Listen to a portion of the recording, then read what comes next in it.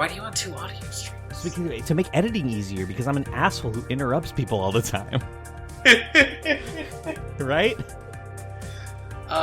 Sometimes I think a lot of it is like we don't sync up 100%, but we talk over each other a lot. And like it's got to the point where I think either of us does this, where we will keep going if we hear the other person interrupting, because we'll just like, I need to finish my point, and they will repeat themselves. Yeah, because if I don't finish eating this, I'm not gonna remember to. Yes, precisely.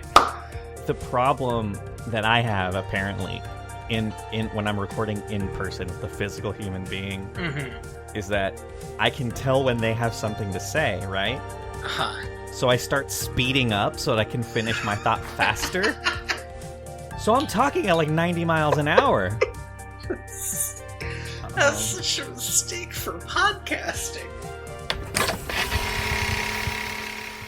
Welcome to Direct to Video VHS.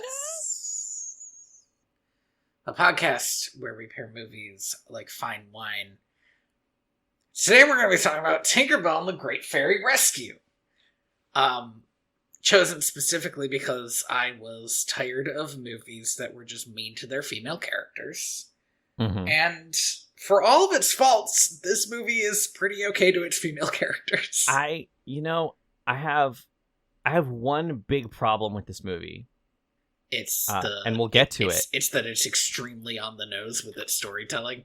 No, actually. It's that if you're making a fairy movie to get little girls interested, you can't put a little girl who's just interested in fairies. What are you doing? Sorry. Before we... No, I think it's genius, though, right? Because... Okay, but it's the worst one we've seen. I don't think that's true. This is, I think, my favorite Tinkerbell movie. Okay, did you not watch the last one? It was hilarious. There was a bug who just fucks right off in this movie. I think this movie... Also, Terrence fucks right off, which is maybe my favorite part. Because he just leaves, and then just comes back at the end like, hey, you did it. It's like, fuck you, Terrence. Yeah, what the fuck, dude? To be fair, it's probably because they couldn't afford Jesse McCartney for more than 4 lines. He's like, I gotta go play other love interest type characters. Yeah, listen, I don't know, man, it's 2010. He hasn't been famous for a while. I don't know, again, when your dad's Paul McCartney, I guess you don't have to do anything, right? Like, I mean, yeah, sure, maybe. I don't know. I want to talk a bit about the director of this movie. This movie was directed by a man named Bradley Raymond, who I've never heard of, except we have, actually. Oh, except he did Lion King 1.5. And Pocahontas 2, Journey to a New World. And Hunchback of Notre Dame 2. And, really weirdly to me, Planes. Oh no, he was additional crew on Planes. He didn't direct Planes, but he did direct the other 2. The other 3 movies, right? and also the original Tinkerbell movie. So this is like his project. This guy I think lived in this space for a bit, but the thing is that he did a short after this and then hasn't done anything else directorial in like 10 years. Yeah, but directors, sometimes it's really weird with directors. Because like you'll see directors who have like 3 movies they've directed, and then they are like listed as something else on other movies, and it's like, why did this happen? The crazy thing for me is that like for most of these Disney Toon and even Disney style movies, directors are kind of shifted in and out because it's usually just a lead animator, right? Yeah, that's fair. And then, like, he was on all the first 3 Tinkerbell movies. But even just looking at his, like, additional crew credits, he did senior creative work and consulting, but that was all back in 2014. So this guy's still kind of been out of the game for a while. And he also wrote both Tinkerbell and The Great Fairy Rescue. He wrote these movies, too. So he's the one to blame for the fact that she is literally born in the first one. This mic is better than my other mic. I can't get too close. Oh, I disagree, man. I'm like right up in mine. I'm like swallowing it every time I record. I gotta be like, it's too good. I gotta be like over here, like arm's length. It's one of those things, right, where it's like, I'm sure that writing a Disney movie for what is ostensibly like an accidentally hot Disney property, right? Because it's got famous off of those books. Right. I doubt he actually came up with any of the ideas, and he just took bits from the books that worked and assembled them into a film, right? That's a good point. Because what we haven't done is we haven't launched our spin-off series, Read Along with Andy and Tony, as we read the Tinkerbell. As we read the Tinkerbell books, which I are probably fine. I don't know.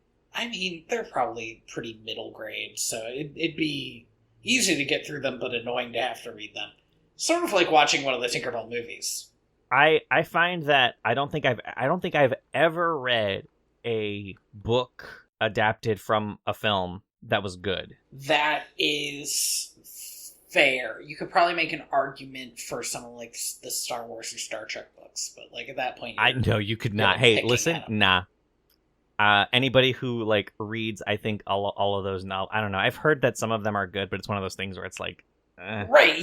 They would be good because they got like a good writer who had a story to tell and could fit Han Solo in it. You know, like. Or even better, couldn't fit Han Solo into it, and then they just made up a character who was Han Solo in all but name. But that makes it bad again. Right, but this is the problem that I have with like Star Wars books and Star Trek books, is that either you get the problem where it's just kind of like an amateur writer trying to do his best under corporate oversight, or you get like a big shot sci-fi writer who hasn't had a good idea in 20 years, so he's just going to write the same book again. I might cut this out. That's fine. This isn't even what I want to talk about. Right, sorry. You've never read a good book based on a movie. On a movie property, yeah. Right. And I've read a lot of movie novelizations to my shame. Why? The only one worth reading is Ryan North reviews the novelization of Back to the Future. Which is amazing. And kind of the best you can hope for, right? We'll never know why that book is what it is. God, that one's the one that starts with everything exploding. Yeah, it's like an intense description of a nuclear blast. Everybody's like skin radiates off and stuff. Amazing. That's some high concept shit. Anyway, what were we talking about? I wrote Tinkerbell and the Great Fairy Rescue in my notes. That's terrible. Tinkerbell. We start the movie with a pretty gorgeous illustration, right? I mean, this is the weakness of the Tinkerbell movies. Is they have the gorgeous illustrations, and then they're like, now let's show you our 3D renders. And you're like, I guess. Well, they're playing in a space here, because in this movie, you have like one illustration, maybe 5 illustrations that were done by adults. But then all of the other illustrations are literally done by children. Oh, that's actually great. I never noticed that. And when I saw those illustrations, my first thought was, those are really good child drawings. Mm-hmm. And then as we kept seeing all of them, I was like, shit, I bet they got actual children to draw this, because a bunch of fairies. Yeah, like, because no adult, anytime an adult tries to draw like a child, it looks bad. It doesn't have the confidence that children have when they draw. Mm-hmm. But these looked really good, and like children did it. So I was like, well, I like waited through the whole credits to see like if they did, and sure enough, a very special thanks to all of these kids who actually did these drawings. And I think it's one of those things where it's kind of genius that they have a little girl character who is super into these fairies with these very real child drawings, because now it's like, I have a feeling that this movie, which came out 2 years after the original, is the movie that is like aimed at babies. That is doing the job of like, okay, we have like a new generation of girls that we need to like appeal to. Okay, I can buy this. So, God, what happens in this movie? Hell's God, what? This movie is a mess. We start off with the fairies flying to a grove, and it turns out that they're going to the human world for the whole summer. For some reason, this was not I look back at my old notes, and I am still confused by exactly how the season changing bureaucracy works, because before they didn't have to stay there; they just had to be there for the day. They changed the seasons. Yes. Yeah. Right, like if I ask somebody to come in and change my door, they don't have to stay here the entire time I'm using that door. That'd be weird. Yeah, and I mean, there's other stuff that's weird too. Like in the first movie, they painted all the bugs on the island And then sent them out to the mainland. But now they don't do that anymore. They're doing it on the mainland. Somebody must have pitched that it would be a good idea to just do it there, and of course, this ends up. Spoilers. Oh, actually, no, the little girl says this is the beginning. And of course, this ends up ruining the whole idea of secrecy between fairies and humans. So we run into this problem. Well, first, let's talk about this. They land on this glen, this outdoor glen. Mm-hmm. And Tinkerbell's like, damn, I can't believe we're going to get to camp outside. To which Terrence says, no. We fairies can't be out in this outdoor glen. We have to go to our secret outdoor glen. Yes, it is still outdoors as far as I can tell. But maybe a little more covered. Maybe, but there's still, like, hey, if there is still sunlight, nah, you're not, what are you doing? I think they're just under a tree. Here's what gets me about this secondary outdoor glen, is Tinkerbell's reaction to it. It's like, oh, it's just like home. And it's like, yeah, it is, which is uninteresting, actually. I know what Fairy Hollow looks like, and it's better if you're just at Fairy Hollow, in my mind, at least. Well, it doesn't make sense, because what's the point, then, of having an entire secret floating island, out, turn right at the Northern Star, or whatever the hell, if you could just hang out in the human world anyway? Sorry, second star to the right. I don't know. I legitimately could not remember. It's yeah, it's just the fairies are secret because they don't do this, and so right? Like there were bits of that kind of irritates me. But also, you have to let a certain amount slide in these movies. I feel like the other movie had a quote legend that was basically just a treasure map. Like, they told Tinkerbell exactly where to go to find a magic treasure that apparently nobody looked for before. I don't know if you've ever seen JoJo's Bizarre Adventure, Tony. I have not ever seen JoJo's Bizarre Adventure, Tony. There's a moment in the show where a character remembers a prophecy about his death, and then he flashes back, and the prophecy is the man describing exactly what is happening. Beans. Right, but the thing is that that's not a prophecy, right? It's not a legend if it's directions. It's not a prophecy if it's exact. The whole you gotta have a little wiggle room. Yeah, exactly. The whole point is that things can be misinterpreted, right? Like, we don't know because it's been so long or because it's so mysterious. Like, whatever your reason is. Mm-hmm. But that's so. I mean, at the end of the day, I guess the lore of the Tinkerbell doesn't matter. But it's wild that we're in the third movie and already we're treating it like it's fucking putty. Like, hey, the lore of Tinkerbell doesn't matter, but she for sure tells that little girl all fairy lore. So, it's weird that they do choose stuff. Some stuff is definitely canon, and some stuff is like, whatever. It's just something we said one time. Yeah, we said it. We we don't have to stick. Hey, do you think somebody walked in and was like, hey, we can use this as a chance to get rid of the whole Tinkerbell being born thing? And he was like, I mean, they showed it on camera. Yeah, exactly. You can't get around that. We watched the golden energy of this baby's first laugh turn into a fairy. Yeah, we did watch that. We find out that Tinkerbell has tinkered herself out of a job, kind of. Yeah, and I like that as a jumping off point. Mm-hmm. I don't particularly think that they did, an amazing thing with it, but I like that her problem is, I'm so good at building stuff that nobody needs my help anymore, Mm-hmm. It's kind of hard to get into world-ending trouble when there's no status quo to break, right? That's fair. They should have given her another magic orb so she could get mad at it. So they could just make another one. Well, it's one of those things, right, where it's like we run into the problem where the whole point of Tinkerbell's character in the first two movies was that she was an outsider, but now she's an insider. Mm-hmm. So there's no So what tension. do we do with this? Yeah. Well, we give her to a little girl. Now she's an outsider again. Congratulations. And now the movie is actually about how being small is scary.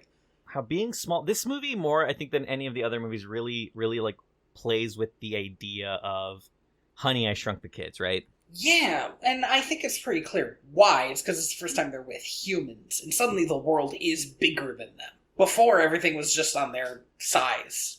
It didn't matter that when she fixed the music box, it was at her size. It was still hers, and she put it together.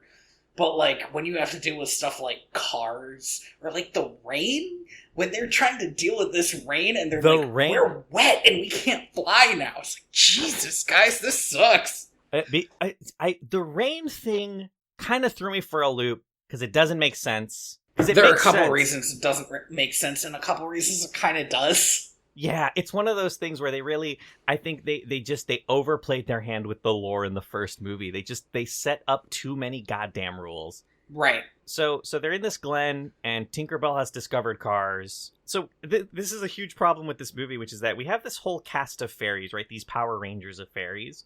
There's too many of them. There's too many of them. The movie agrees that there's too many of them, because the only person Tinkerbell is allowed to hang out with is Vidya. Who does not like her. But their interactions are great, though.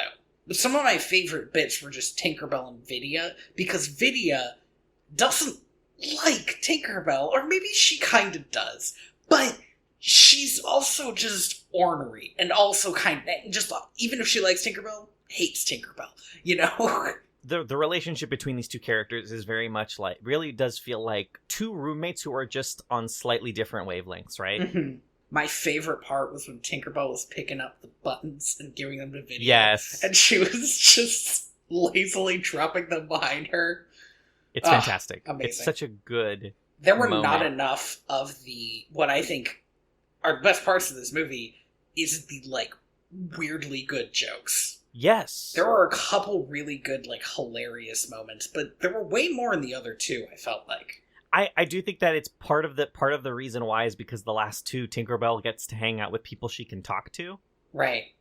And in this one, most of those jokes are relegated to this weird odyssey the other characters are going on. I do enjoy their odyssey, too. It's great. I was watching this with my girlfriend, Cheney, and she was like, so, is this movie not going to be about Tinkerbell because she was the one that was captured? And it turns out, no. But I was looking at it and thinking, maybe, because maybe they realize they have all these characters that they've never used before, because they introduce them in the first movie and don't do anything with them in the second movie. And here's what I mean when I say that this movie's a mess, right? A better movie would have picked one. Yeah. Right? Or maybe, if it was a TV show, you'd have, like, an arc, right? Like a 4-episode arc, and then one of the episodes would have been about, like, Tinkerbell's perspective, right?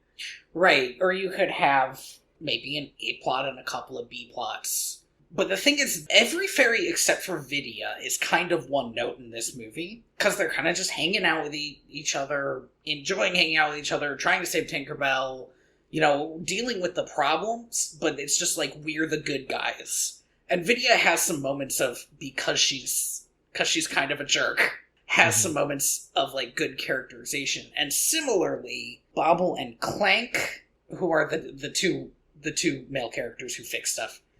The two male characters who have no chance of being a romantic interest for anyone. No, absolutely not. Except maybe each other. You know, honestly, yeah, they have a real, like, bros for life vibe. They got kind of a Timon and Pumbaa thing going. Yeah. Platonic life partners. Yeah, they're the comic relief, which is why they get a little bit more characterization. It is still wild to me that they were in this movie at all, but it was nice to see them. I genuinely thought that I wouldn't see them after the first movie. I was surprised, but it was a pleasant surprise, you know? I wanted more of Cheese, because one of the best lines in the series was when they introduced Cheese. They say, it must be his name. He always comes running when we say it. Yeah. Amazing. That mouse, and I don't think it was intentional, but that mouse, every time, the 2 times it was on screen, looks so old and so tired. it's reaching the end of its little mouse life. It's like, oh, I can't keep up with these youngins anymore. I'm too old of a mouse. So Tinkerbell and Vidya are looking at this car, and Tinkerbell is so into, like, figuring out how this car works and really pissing off Vidya, who's like, we're not supposed to be seen by humans. Get away from the human stuff. Get away from stop touching human shit. And then they end up, because this is where they introduce the concept, Tinkerbell empties a bunch of water on Vidya's head, so now they have to walk back to the fairies instead of flying. Yeah. I thought it was oil for a second. I was like, oh my god. Me too. I was like, is that antifreeze? What's happening? But it was just some water. I don't know a lot about cars. I'm like 90% sure that there's too much missing from this car and too much stuff on this car that didn't exist yet. It's interesting. Like, there's some stuff that I'm like, yeah, I could see that would, sure. And there's some stuff where I'm like, I don't know, guys. The whole undercarriage of that car is metal. I don't think you can have just a battery hanging out, touching all that shit. But also, maybe, I don't know, maybe they built some janky-ass cars back in the day. Trust me, they built some janky-ass cars back in the day, man. Like, 15 miles an hour, and you felt like you were gonna die. So we kind of sort of meet this dad and this child here, but not really. Right. We are introduced to them as concepts, basically, as plot points. Which is, she is a child, he is the dad, there is no mom. Like, right. Boom. We're done. When they start leaving, right, because Vidya's covered in the water and they start leaving, Tink flies next to her for like a good number of paces, and I was like, that's messed up. You can't do that. That's a little rude. I was a little disappointed that Tinkerbell was in her classic outfit instead of her explorer type outfit. Yeah, I mean, they kept some of the elements of the explorer type outfit in that, like, her outfit looks more leaf based. Yeah, but they definitely. I do wish that they kept the pants. Yeah, there's only one fairy allowed to wear pants anymore, and it's Vidya.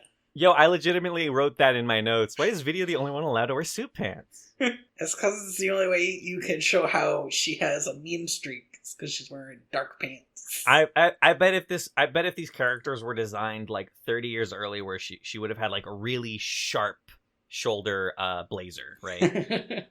She would have looked like Scully. Pads. They start walking, and Tinkerbell gets distracted by this house that the little girl put out. That is a fairy house, like you might see in a backyard of, little girls. We're like, cool, a fairy could live here, in theory. This child nails the scale, despite having never seen a fairy. That's a good point. All the fairies are pretty much exactly what you imagine them to be in this world. So... I don't know. I always, in my mind, thought fairies would be more like butterfly-sized. Right? Yeah, but they're like, I don't know, like half a foot. Tinkerbell's like half a foot tall. Yeah. Well, because in my cultural touchstone for what a fairy should be, which is The Legend of Zelda, they're just lights. That's fair. Maybe palm of your hand size in Legend of Zelda. Yeah, well, because even in Peter Pan, she's pretty giant. Small. Fairies are actually the size of humans. In Peter Pan, she goes through a keyhole, right? Yeah. Like, that's pretty small. I guess I hadn't realized until this movie how much they added to Tinkerbell physically when they were designing now her. She definitely can't fit through that keyhole. No. She'll like reach an arm through and she'll try to turn the lock, is what it is. She'll reach an arm through and then she'll still look back at her butt and be like, damn, butt's too big though. Like, what? Oh no, she keeps that? There is one shot in this movie that's a little too horny for me. and it's like they snuck it in there and I was like, whoa, but then they like play it off and I was like, no, you can't do that. I do not think I remember this shot. It's when she's in the bathtub. Oh. Yeah, then it's revealed that she's just sitting in the bathtub fully clothed. Yeah. It's not a real bathtub. Yeah, I get that. Yeah, so she goes into this little house and it's like, oh, cool, it's like a little house me-sized. It's a me-sized house. And Vidya's like, Tinkerbell, what the fuck are you doing? Vidya cannot be cool for like 3 seconds.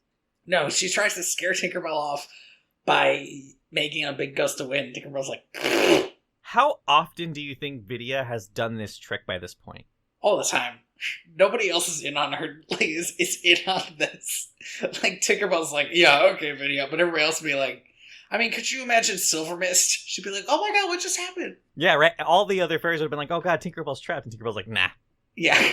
So Vidya does that, which turns out to actually slam the door so hard that it can't be easily opened again. And the little girl comes out and finds Tinkerbell. They actually, finally, they introduce the bell thing. Which, like, the fact that fairies speak in, like, a little jingle bell? In, like, a little jingle, which I enjoyed, because the important thing about these movies is they literally give Tinkerbell a voice. But I also like the idea that, like, yeah, she can't talk to humans. Her language is bell sounds. You gotta figure that shit out. This little girl is jumping ahead, but she is amazing at charades. This child makes logical leaps that even fucking Sherlock Holmes would have difficulty doing. She figures out so quickly that Tinkerbell was born when a baby laughed. I'm sorry, how do you mind that? Right, exactly. Like, she gets, what is it? She gets baby's first laugh, and then immediately the rest of the idea.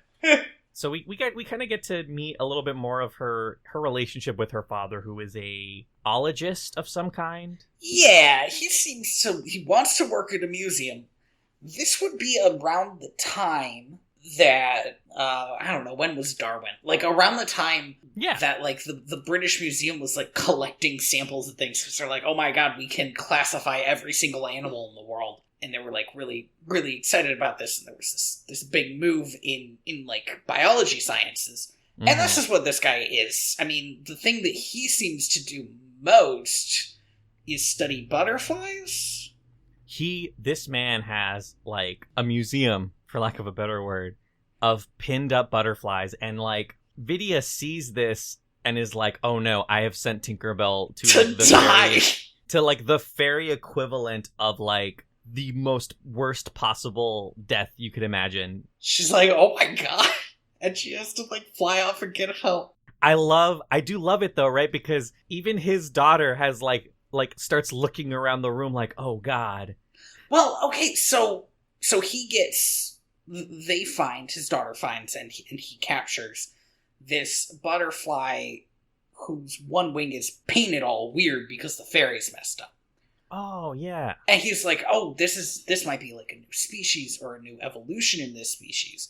And so he gets it, and when she brings Tinkerbell in the house into the room, she's so excited to show off this fairy, and he's talking about, yeah, I know that you don't like that I have to kill it, but it's the way we study it, and we need to do it so that we can better understand it. And she's sitting here with a fairy, a tiny human in her hands, and she's like, okay, and she, like, leaves, like, absolutely, like, she looks all over the walls and is like, he's gonna pin a fairy to the walls. He's gonna stab this tiny person. And he is. I mean...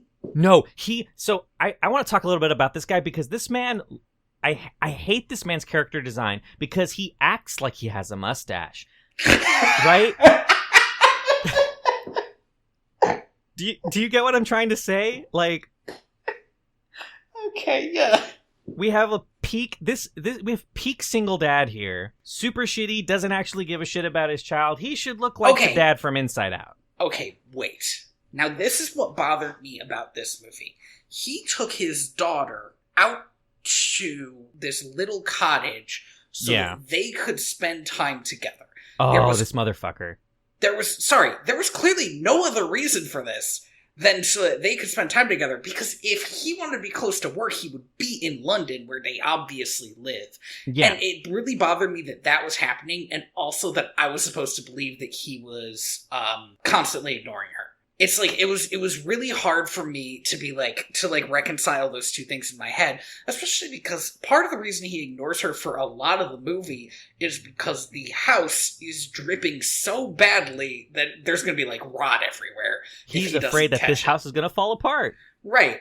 Now, he doesn't do the intelligent thing, which is go up to the attic and find the leak. Mm-hmm. He does wait until it has leaked through the other floors of the house, but whatever.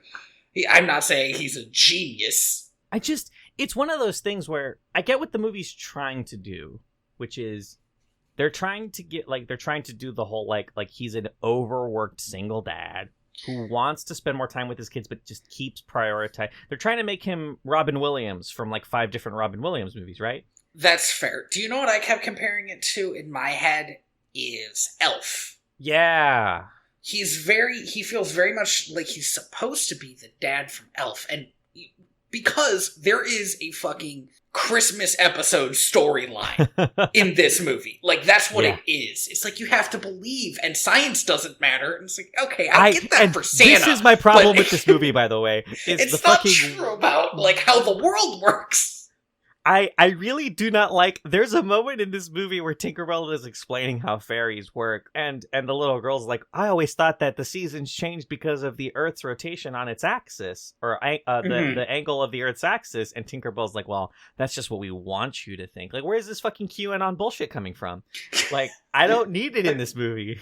Yeah, it's so weird. And then, like, Tinkerbell's explanations could revolutionize how we understand and see the world, but we're also supposed to understand that this scientist threw them all aside because he loves his daughter. And it's like, you can love your daughter and still better understand the world. Like, it's like... Yeah, you could be a good scientist and also love your daughter. Right. I can't prove this because I can't, off the top of my head, I don't know any scientists who also loved their children.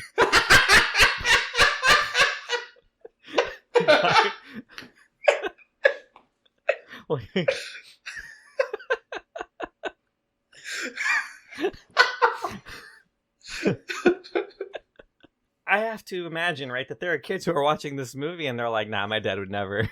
Oh, fuck me. Sorry, Tony, I just found out that there's an upcoming Peter Pan live-action movie. Oh, we'll burn that bridge when we get to it. Well, and we sure will burn it. What is happening in this movie? Oh, right, the cat. There's a cat. That's what you need to know. Tinkerbell ends up in a cage to protect her from the cat. I do love this fat cat. It looks like it was taken from Cinderella, though. Mm-hmm. He was a very evil-coded cat.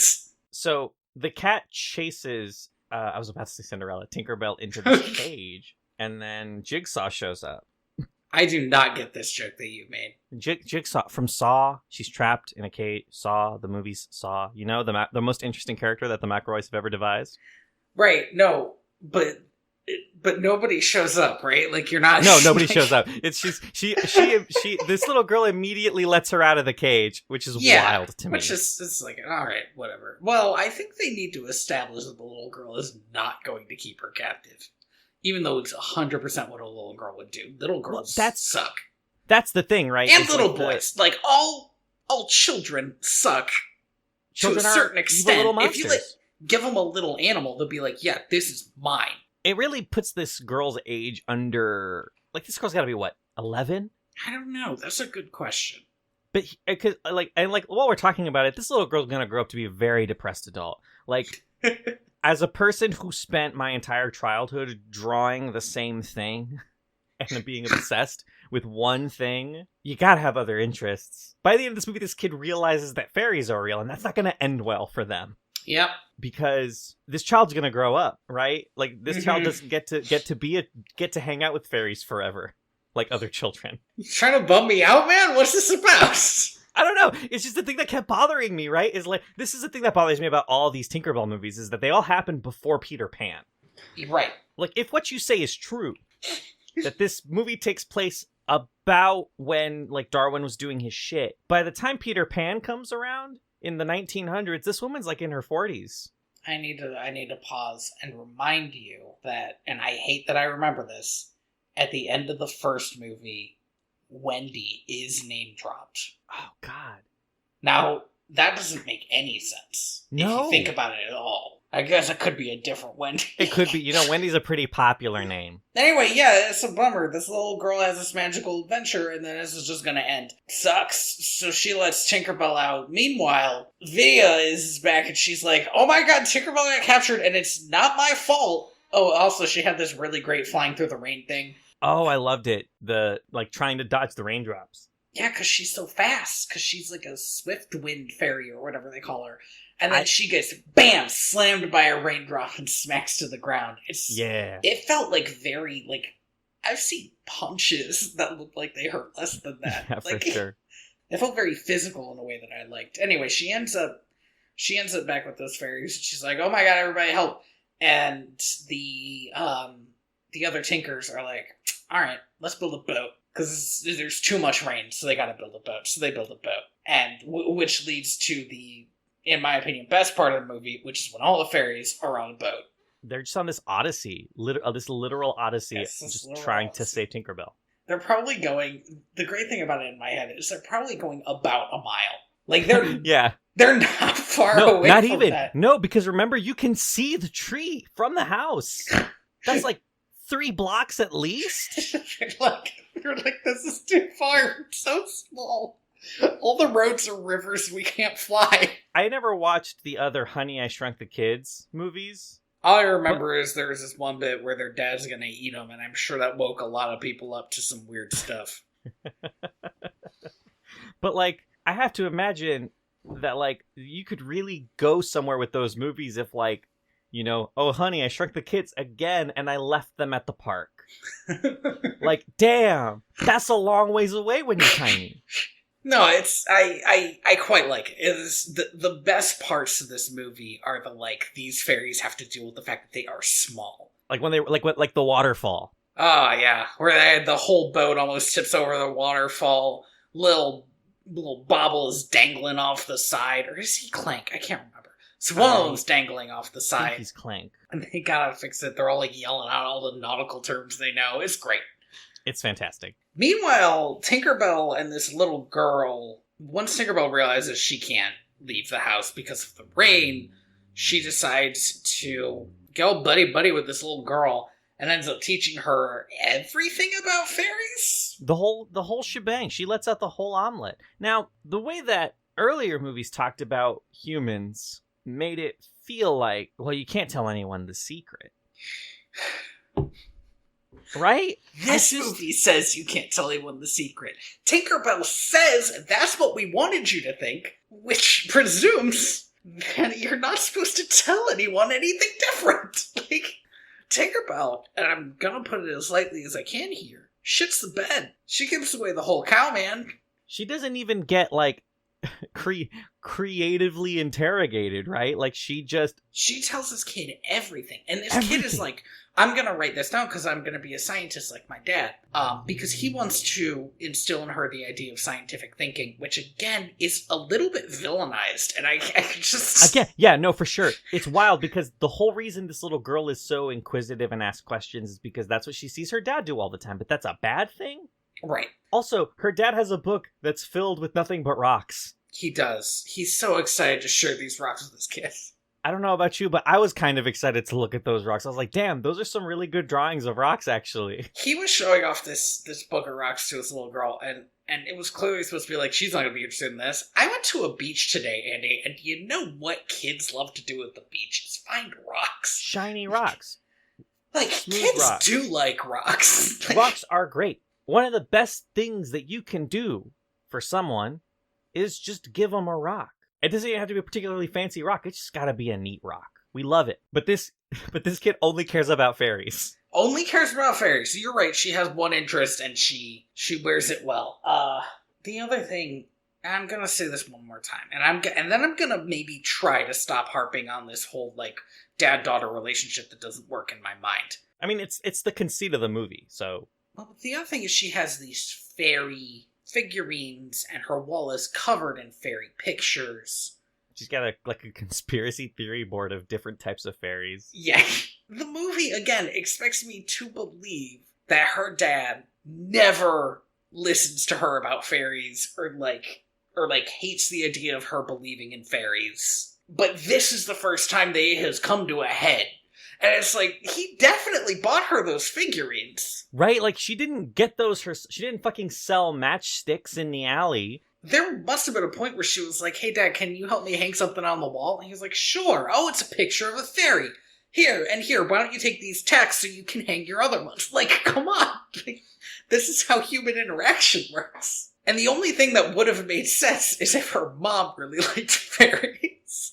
And her mom's gone, but this is not mentioned, so. Yeah, her mom was like Scottish and super into the like superstitions that like older Scottish people are kind of stereotyped as having. Sure. And instilled in her this love of the supernatural, while her father, who's a scientist, is like, but also science. But also, hey, what about real things that you can see and taste? Like this rock. Look, this rock. It tastes salty. Probably bismuth. Is that a rock? Okay. Is that a rock? I mean, it is a rock, but I maybe would have guessed that it was salt. No, it tastes a little salty, right? I guess. I don't know. To me, salt doesn't taste a little salty. It tastes salty. Anyway, Tinkerbell tells her everything, and this little girl's gonna show her dad. By the way, there's a shot earlier of this room, right? When they really start looking at all of her fairy shit, and I was like, damn, this room is like primo going to get King Triton. This is like the most... And it does in the most underwhelming way, honestly. She does a better job of King Tritoning her room than her dad does. Yeah. Oh, she also has those giant butterfly wings hung above her door. Yeah, the takeaway is she did not do this herself. This is a little girl. Also, I thought they just bought this house. No, I think it must be their summer house or something. British people are wild. 2 houses? What do you need 2 houses for? So you don't have to breathe in the air in London all the time, I think. We'll get to the air in London a little bit later in this movie. The Power Rangers. Well, here, wait, let me bookend this scene real quick, actually. Yeah, because okay, she goes to show her dad the scientific stuff that she has written down, and he's too busy with the water thing. Oh, yeah, he's like putting mugs and cups everywhere like an idiot. Right, he's like, oh, I gotta stop this house from leaking. I can't listen to you right now. And Tinkerbell's like, That's it. That's the end of that scene. We go back, we meet up with the other fairies, who do have names. Yeah, I mean, there's Vidya, and Silver Mist, and Iridessa, and Rosetta, and Fawn? Alright. What? And Bobble one and of them's called Clank. Fawn? I don't know if one of them's called Fawn. I don't think so. Yeah, one of them's called Fawn. What? Wild. Yeah. I can't imagine. All the other ones are named like so. I don't know. I guess I was like, it makes sense that Vidya's kind of monosyllabic. The animal fairy. The animal fairy. I don't know. You would think that she would still be called like Spotted Fawn or something, right? Deer Fawn, something that's like has 2 words in it, like everyone else. Nope, it's Fawn. It's just Fawn. Just Fawn. Wild. They're all marching along in silence, and eventually one of them, I forget who, is like, man, you know what would make this less quiet if Tinkerbell was here? And then they all start doing little bits. And Vidya is like, this sucks because I feel guilty. And she confesses, and it's like, not a big deal at all. I kept waiting for this movie to have any amount of, like, tension. But it's got no tension. It's a pretty chill watch to the point where it is boring. But it is honestly, it's one of those things where it's really is such a non-invasive film. Mm-hmm. I feel like at any other point in my life it would have irritated me, but right now it's kind of nice. It's a walk in the park. I mean, they literally walk in a park for a while, so I don't know. Maybe I just needed the low energy. It's also, this movie's cut together weird because it's not clear how long it takes them to... I mean, it seems to take them a day? A full day to get to the house? Like, I think night passes. Because she stays up all night to fix the leaks. The leaks. My favorite Tinkerbell moment in this one is when the little girl wakes up and she's like, Tinkerbell, did you sleep? And Tinkerbell's like, no! She gets manic sometimes. Yeah, she a little bit. Talk about a manic pixie dream girl. What was I talking about? Oh yeah, because she has her confession, and it doesn't matter. Yeah, they're just like, yeah, that's fine. But also, one of them straight up says, oh, this wasn't your fault. And it's like, no, it was very directly her fault. See, that's what bothered me a little bit about how understanding they were. It was her fault. One of them does say Tinkerbell would have gotten into trouble even without you, and that is fair. That is fair, but like it's one of those things, right? Like, listen, yes, had Vidya not been there, Tinkerbell probably would have done something worse, like driven a car into a horse. I was waiting for her to drive the car. I'm surprised it didn't happen. I was like, I was convinced at the beginning of this movie that Tinkerbell was going to steal a car. I again, surprised it didn't happen. Mm-hmm. And then one of them has this like galaxy brain logic of like, actually, it was a good thing you were there because you got to tell us that she was in trouble. It's like, what? That is a very galaxy brain take. And I do want to stress that, like, this movie really does cut between these 2 adventures, and it's always great because it's like Tinkerbell being like, I'm having fun raising this child, giving her the guidance that she's always needed, and then it cuts to like these like 5 fairies like trudging through the mud in the rain like they're fucking Vietnam vets. How far are we? I don't know. It's great. So while Tinkerbell's trying to fix up, She rigs up this whole like hose system to fix the leaks in the roof, which is it's weird. My favorite things about the Tinkerbell movies are when she's building stuff. Right, and they never quite let her live in that space long enough. Yeah, but it was a fun time when she was doing it here. Meanwhile, Vidya almost gets hit by a fucking car. She almost gets hit by this real British looking dude. She sinks down into the mud and everybody's trying to help her out, and this wheel is just shooting at her at such high speed. I would have died anyway, right? Like, this wheel gets so close, I would have died just out of sheer acceptance. And I think it's got to be Iridessa, right? Because she's got to be the light one. Yes, she Iridessa. That's Raven Simone. Light at it, and that guy's like, "Whoa, what the hell happened?" Stops the car, gets out of the car, and then they ride his shoelace. They ride his shoelace, and this man doesn't notice at all because he's just a big British dude. But also, I don't know. I've heard about how drivers acted back at the beginning of the era of driving, and he probably would have just Gatsby'd like whatever child he assumed was on the road. That's a great reference that nobody who watched this movie would ever get. I don't know. We watched it. Yeah. No, I'm actually sure there are a lot of parents who've seen this movie many times because it's not terrible to be on in the background. This is such an uninsulting film. I would have, compared to like the other things that a kid could be watching, there's not even many. Mm-hmm. There's like one song in it, and it's not good enough that any kid would be obsessed about it. Right. So I'd put this movie on all the time. That's a good point. They finally make it to the house, but before that, the dad, who I don't even know what he was doing. I guess he was asleep. He'd gone to sleep. Everybody in the house had gone to sleep except for Tinkerbell, because we've established she stayed up all night. And I think he goes to check on the kid, and Tinkerbell's like, "Go show him your thing." But in the time that happened, he went downstairs and found out that Tinkerbell had released the butterfly. But of course, he thinks it's the girl who released the butterfly. This scene is the only scene between the dad and the little girl that really works. That little girl has a name, right? It's Lizzie. Lizzie. Oh, her name's Elizabeth. That's right. That was really weird because that's my sister's name. Me too. So it's just odd hearing this British man just be like, Elizabeth. I'm like, that doesn't sound right in that accent. I don't like it. This is a really good scene because what it is he is mad at his daughter because of what he would see as like a sort of child's like naivete. She has ruined his best chance to make good with the people at this museum. His mania at like this being his last shot or whatever. Yeah, are they gonna Milo Thatch him? Like, what's going on? Yeah, like what's happening? Yeah, I don't know what his whole deal is with this museum. Anyway, he is mad, but he's mad in like that kind of a scary way for a parent to be mad when they're being reasonable. Where he's like, "I didn't do this. You must have did it," and then he's mad that she's like lying to him about it.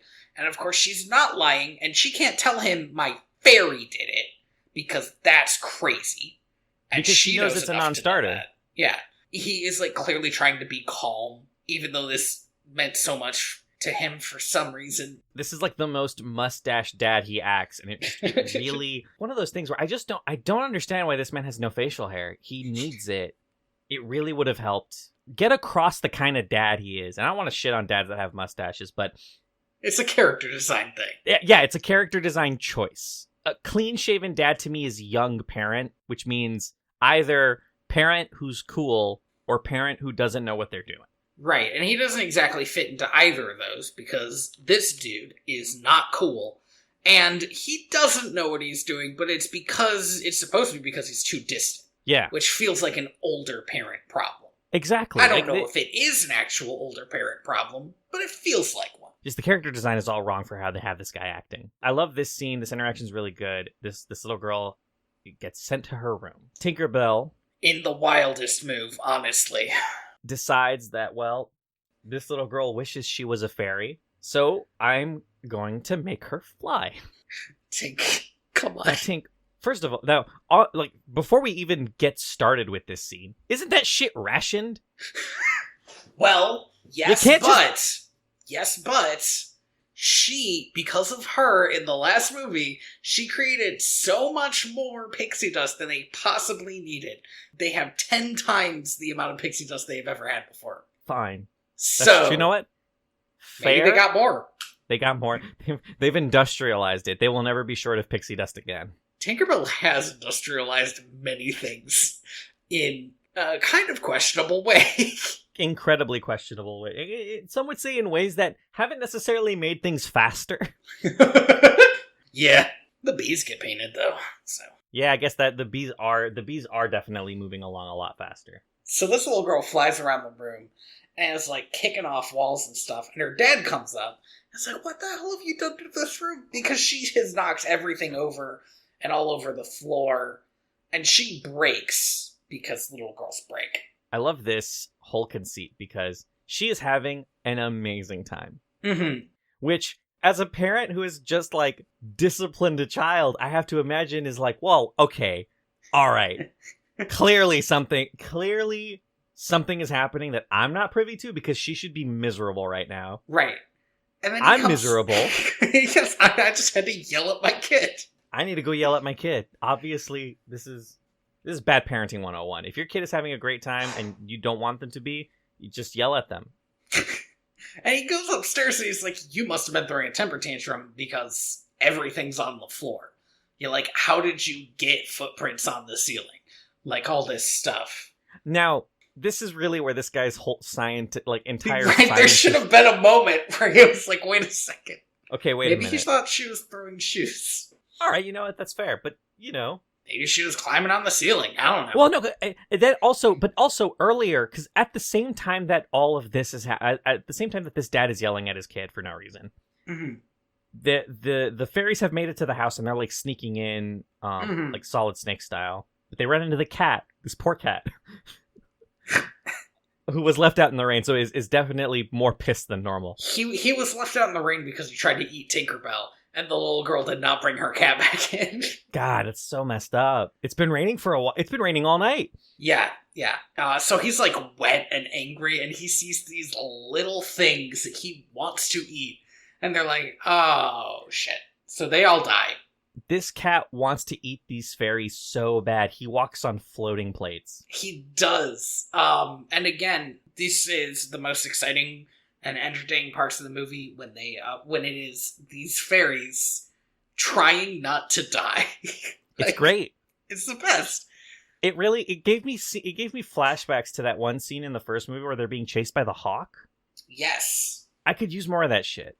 Mm-hmm. Some Guardians of Ga'Hoole shit. Sure, but with less mind control. And less World War II allegories, yeah, but... and the prophecies were weird, but they had prophecies in this too, so I guess that's fine. I was gonna say, I think Zack Snyder also doesn't really know how prophecies work, because he's got a couple in his DC movies, and they're just nonsense. They're not prophecies because they're not mysterious. Well, so there's this chase with the cat. And they split up. And they split up.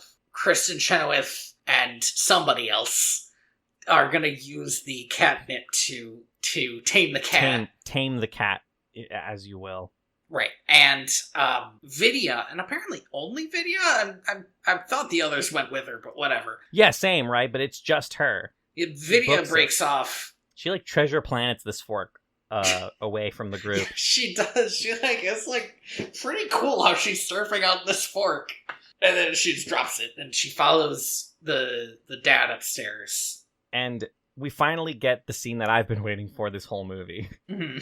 Which is this incredibly disappointing King Tritoning of this child room. Yeah, that was disappointing, but I really enjoyed, especially because one of the other fairies was making fun of Tinkerbell for the fact that she turns all red when she's mad. Yeah. And then, so Tinkerbell turns all red and starts, yelling at this guy. I love this.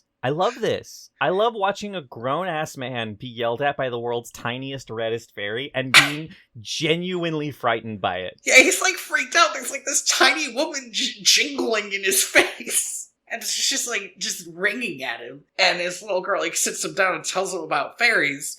And for the first time, he understands and believes it, and he does. He almost understands. And then this dense and it's amazing because Vidya's watching him do it because she's like, I don't trust this bitch. Right. This motherfucker, while his daughter is explaining to him the wonder and the magic of what it's like to live in a place where things that are supernatural can exist, is slowly reaching for a jar like he's fucking Jaws. Like, I'm not actually paying attention to my daughter because I'm gonna kidnap this tiny person. Yeah. So Vidya tackles Tinkerbell and he ends up being Vidya instead. Doesn't even notice the difference because, like, how good of a look did he get at this fairy that was shooting it in his face? And he's running off to the museum because now he's got the best thing to show to all the old guys in the museum, which is a tiny person that they can dissect. Tiny woman. The title of this movie is Tinkerbell and the Great Fairy Rescue.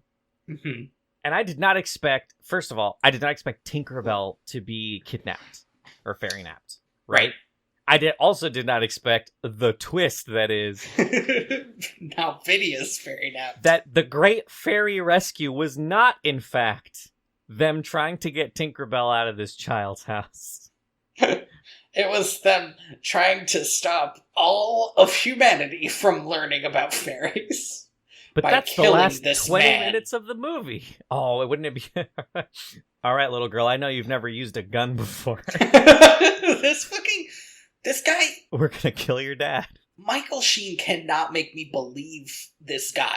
Obviously, it was wrong for him to grab that fairy from his daughter. And also, it's crazy for him to be like, I have to get here before 9 o'clock. Dude, you have a new species? A humanoid species? You can go there whenever the fuck you want. That door is open.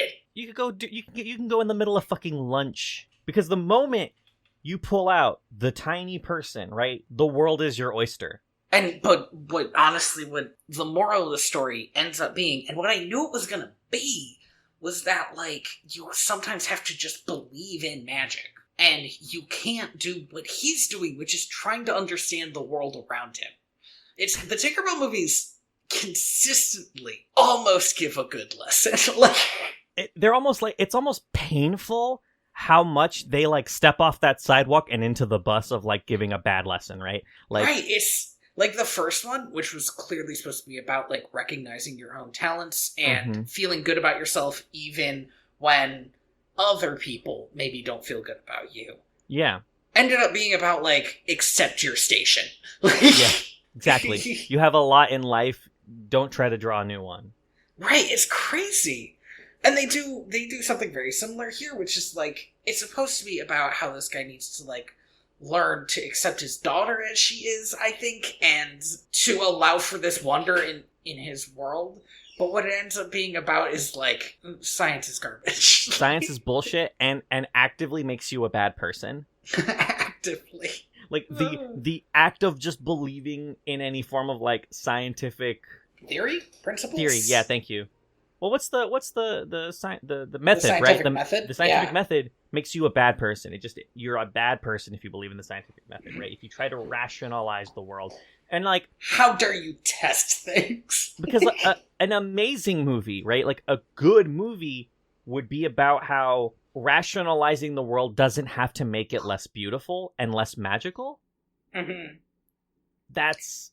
Right? Because, I mean, you talk to actual scientists and botanists and people, and their childlike wonder, right, of oozing bugs never leaves them. It's why they're scientists. People are gross. Right, exactly. And it's like we can't help what we're passionate about and what we find magical. And what this movie should have been about is him realizing that maybe his daughter doesn't have the same interests that he does, but that doesn't mean he should dismiss them. That's fair. But anyway, they make the little girl fly to London. This is Tinkerbell's practice child soldier. She's gonna get better at it, I assume, in later movies. I mean, she ends up with a good amount of them. With a whole squad of them. They get their magic all over this girl. They get their fairy dust all over her. She can fly now because humans can fly in the rain, which makes sense and also doesn't. It doesn't. So fairies can't fly in the rain because the water makes their wings wet. Because they have wings, but these wings are magic wings. They don't even touch their back. They're powered by fairy dust, but because humans don't have wings, and you just put a little bit of fairy dust on them, they're fine. Right. It is similar to, like, we were talking about how that balloon possibly worked. Yeah. There is a cute touch here where the fairy dust, like, gives her little freckles. I really like that. I have one problem with London in this movie. What's your problem with London? It's not green enough. Okay, this is a weird poll. No, so this is a thing that is true. The pollution in the river, in the London River, what is it, the Thames? Yes. During this era was so bad that when it misted, the fog was green. I would like how sickly that would make it look. They called it a pea super anytime it fogged. And so they're like, you can like look at paintings from that era, and that's why they always have this like green undertone. London is also gross, just like people. Listen, cities are gross, and the older the city is, the grosser it is. That is true. But you know, you gotta love them. That's where people are. So Tinkerbell gets not raining in London, so she gets to speed ahead and break this guy's car. Which that's the payoff for her staring at the car earlier. Would have been better if she stole a car, but she gets to break it. You mentioned earlier the shot of the scene where Vidia's like trying to dodge the rain, right? Mm-hmm. The shot of Tinkerbell flying through this traffic chasing this car is so good. Yes, there are some shots in this movie that are just fantastic. And this might be the best one. Just like her zipping in and out of traffic. Almost running into the horse. Those horses look good. And Vidia, when she sees her, she's like, Tinkerbell, no, like, go away. She's resigned herself to her lot in life, right? This is equivalent exchange. Which is nice, because Vidia doesn't even like her that much. I was gonna say, this really does feel like Vidia. I'm trying to remember. Was Vidia ever actually a villain in any of these movies? Not as such. She did cause Tinkerbell to... Oh, yeah, because of her, like, prank, Tinkerbell almost ruined Spring. Was that it? Yeah. Yeah, that's right. She, like, ended up getting all the thistles charged into town or something. That was the first movie, right? Yeah, so she was, like, low-key villain. And, of course, in the next movie, she wasn't there because that was a Terrence movie. And Terrence gets to leave again in this movie. So what we're saying... So Tinkerbell can really only hang out with either Vidia or Terrence per movie. I am 100% expecting Terrence to be in the next movie and none of her other friends to be.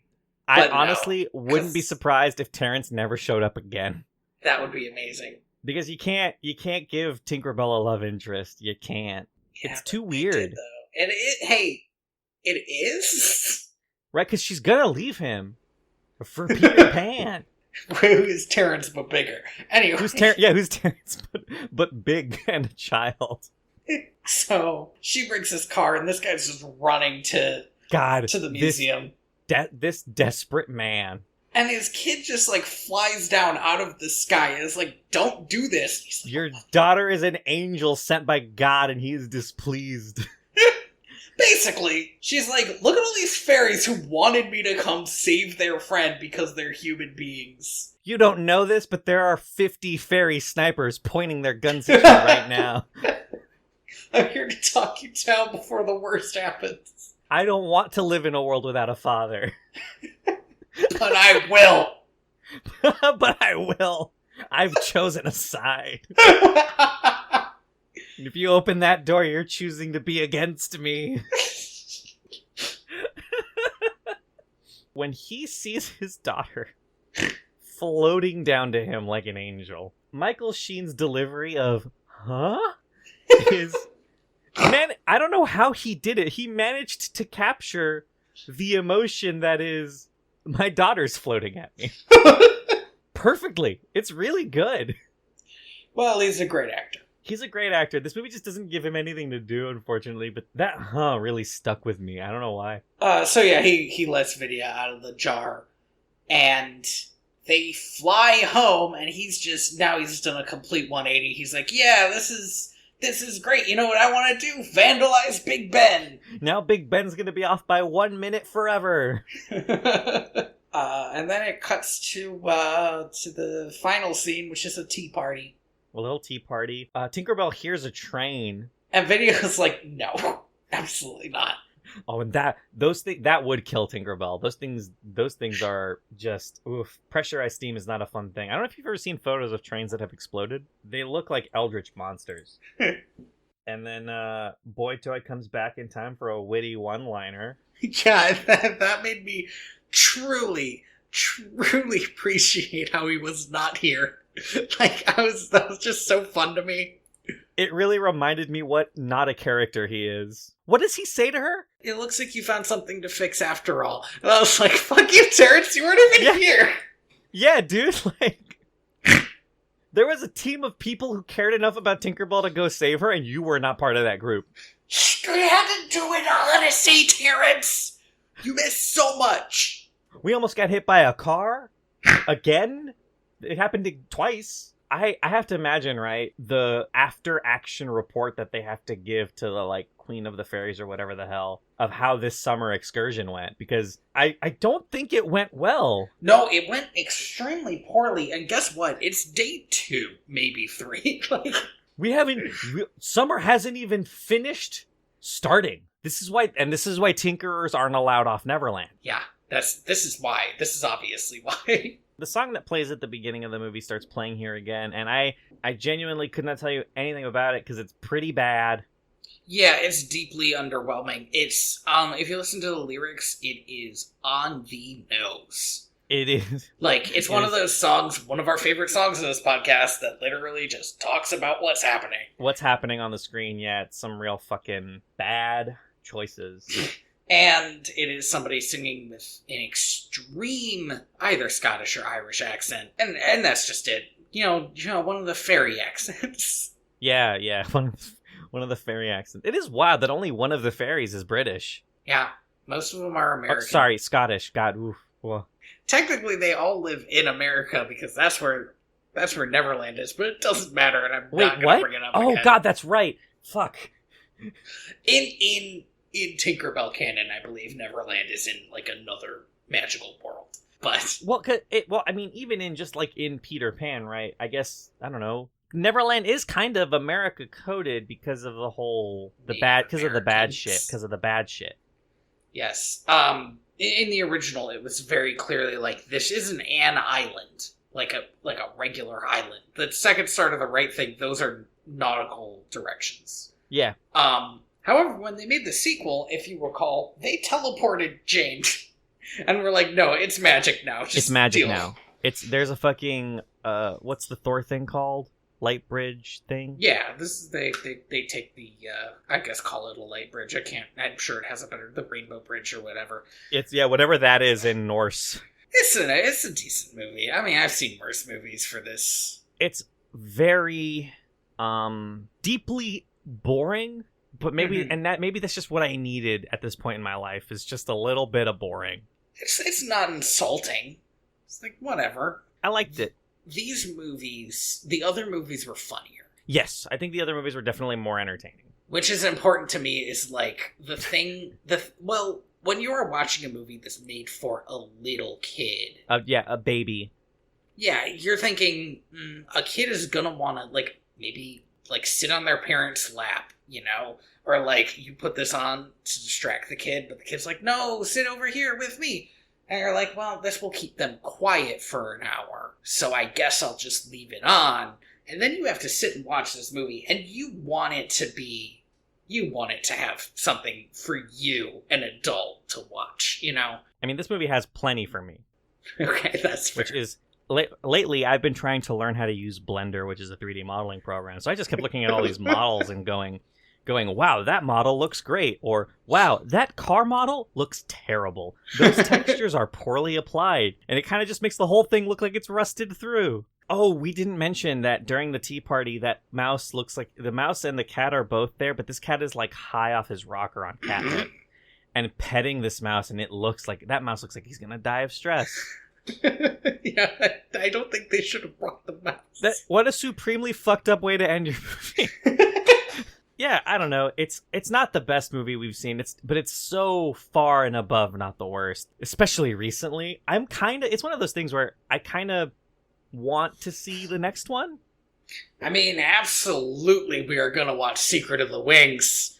We have to. It's gonna be so great. Probably. Maybe. I can't imagine the wildness that's gonna come out of whatever this poster is trying to tell me is happening. Jodie Benson is in it. What? She is Healing Fairy. Unfortunately, Healing Fairy must not have a big... Must not be doing much. But still, that's fun. That is fun. I think I'm gonna have fun with this one. Terrence is very low on the list, so I bet he gets one line. I'm pretty excited to not see Terrence again. They got a James Bond in this movie. It's a great movie. I'm very psyched for it. I'm excited. Thank you for listening to Direct to Video VHS. I have been your host, Tony Robusto. I have been your host, Andy Reyes. You can find me at TheaterBats on Twitter and at inspiredbytrueevents.org. You can find me on Twitter at royalty_valens, and you can find my other podcast, Time Honored Pictures, at timehonoredpictures.com. Recently, they watched a good movie, which blew me away. It was a big twist. We watched a movie that were I in a better mood, I'd probably call amazing. I'm not excited for this next one that we're going to watch sometime this week, which is going to be a Western. Oh, a Western sounds a lot more palatable than... Well, then again... No. Dude, my dude, no. Sorry, it's just the World War I movie sounded really good and also bummed me the hell out. Oh, it's an incredibly... It wasn't a fun episode, but, you know, it made me happy that the journey has started, because it means that the first one is not, in fact, the best. We finally watched something better. I want to give a quick shout out to a YouTube channel that my girlfriend found called Sideways. They did an amazing video called The Problem with Tarzan that I highly recommend. Ooh. Because I like being right. So you sat down and watched Problem with Tarzan and you're like, oh, I see. So it was a perfect movie, except for the fact that they got... I can't finish this joke if I can't think of his name. Phil Collins? Well, that they got Phil Collins to sing over it. No, I mean, no, I don't think this... I hope that this man doesn't think that Tarzan is a good movie. But it feels nice to listen to somebody who actually knows things about music. Tell me why I'm right? Because I don't know anything about music. He also has an amazing video about music and cats being bad, which is topical. Oh my god. Andy made me watch Cats. And we didn't record it or anything. That was just us, I guess. That was just for fun. Yeah. Didn't you have fun? I had a real hard time with our setup. Yeah, we really need to nail down... It's wild to me that didn't work out. We need to really nail down how to make that work, because I want to do it again with a better movie. Fingers crossed. Sonic 2. No, I'm joking. Next time we're going to watch Secret of the Wings. Do we have another thing? Thank you to Lee Rosevere for Planet E off the album Trappist-One. Rate us on iTunes, I guess. Yeah, give us those sweet 5 stars if you like us. Give us 5 stars if you don't like us. We really appreciate it. We don't do anything to promote this. No, I'm super bad at that, and I have been forever. Same. No. Yeah. At the end of the day, we really are doing this mostly because we really do kind of want to watch these movies. Don't tell them that. They don't need to know that. Okay, and we're done here. I like to think we're doing it for the 3 people who care. I mean, I care. I listen to every episode when it comes out. Yeah. For incredibly egotistic reasons. I am the ghost of John Smith. I'm internet dead.